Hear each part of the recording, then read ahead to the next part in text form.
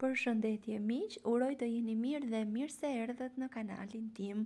Unë jam Mandalina nga sofra ime dhe çdo ditë ndaj me ju receta të cilat i përgatis për familjen time. Sot kam përgatitur një recetë vjetër të gjyshërve tanë, nuk e di a e njihni apo jo si recetë, qëndroni me mua ta përgatisim bashk, pasi jo vetëm që është e thjeshtë, me pak përbërës, por është edhe shumë e shëndetshme. Vazhdojmë pa humbur kohë. Në një tigan të thellë do shtojmë 2 gota ujë, një gjysëm lugë çaj krip, e përziejmë dhe e vendosim të marr val. Ndërkohë që uji merr val, do thërmojmë bukën e misrit, kështu si po shihni në video.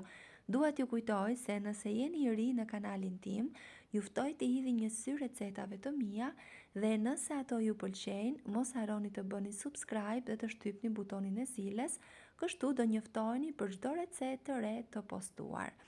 Pasi uji ka marrë val, buka është gati, e shtojmë atë në tigan, e përziejmë her pas here dhe do ta zijem në zjarr të ngadalt derisa uji të përthithet, buka të zbutet dhe do marr formën e një persheshi, mund ta quaj kështu, dhe vazhdojmë përzierjen në mënyrë që të mos na ngjisë. Sot, kur po flisja me mamin, ajo ma kujtoi, e kishte përgatitur për mëngjes, pasi në shtëpinë tonë në mëngjes përgatitej, dhe thash do ta përgatis edhe unë, dhe menjëherë meqense kisha bukën e misrit, fillova që ta gatuaj. Ndërkohë që masa me bukën po bëhet gati, në një tjetër tigan me vaj ulliri, me 2 lugë vaj ulliri, do skuqim një qep, duke e përzier her pas here në temperaturë të ngadalt, pasi nuk duhet që të digjet, por duhet të karamelizohet, pra sa të zbutet.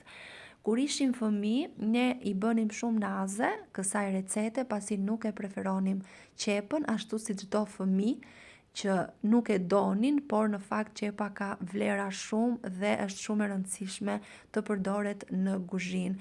Unë sot kur e përgatita, e jam kënaqur, të them të drejtën, një shije, një nostalgji, por edhe një mall, pasi kjo ishte një receta e preferuar e gjyshërve të mi, të cilët tani nuk jetojnë më fatkeqësisht, por na kanë lënë pas receta dhe mjaft kujtime që i kujtojmë sot me shumë mall dhe dashuri.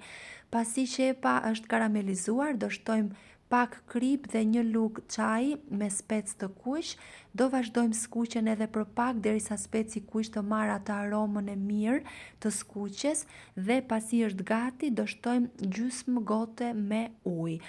Unë e kam përgatitur fiks siç e përgatiste gjyshja ime, por nëse dëshironi që ta bëni akoma dhe më të mirë, në vend të ujit që zjejmë bukën e misrit, mund ta zëvendësoni me lëng mishi, por edhe me qumësh bëhet shumë e mirë. Pasi kemi shtuar ujin, do vazhdojmë zjerjen edhe për pak në mënyrë që qepa të zbutet plotësisht dhe e përziejmë vazhdimisht. Do e shihni me sy, do marr formën si një salcë dhe vërtet ka një aromë shumë të mirë. Tani që jam e rritur, e kuptoj që është një recetë shëndetshme, edhe pse në fëmijëri i bënim naze. Pasi e kemi gati, do t'i bashkojmë të dyja masat dhe do t'i përziejmë shumë mirë. Nuk dua të harroj pa thënë se është kënaqësi për mua gjithmonë të mësoj se nga cili vend i Shqipërisë apo i botës më ndiqni. Është gjithmonë kënaqësi ta mësoj këtë dhe nëse keni dëshirë mund të ma shkruani atë në koment. E vendosim të gjithë masën dhe i përziejmë. Kjo recetë konsumohet e ngrohtë, prandaj edhe përgatitej për mëngjes. Mund të duket e çuditshme që qepa konsumohet në mëngjes, por sot duke parë vlerat e përbërësve të recetes e kuptoj se sa e shëndetshme është. Gjyshërit tanë nuk kanë patur shumë mundësi, por kanë krijuar receta me ato pak gjëra që kishin, të shëndetshme dhe mjaft shije. Është gati, siç e pat, përgatitet shumë kollaj, shumë lehtë. E shoqëroj me djathë të bardhë dhe pak gjalp të tretur me specë të kuq.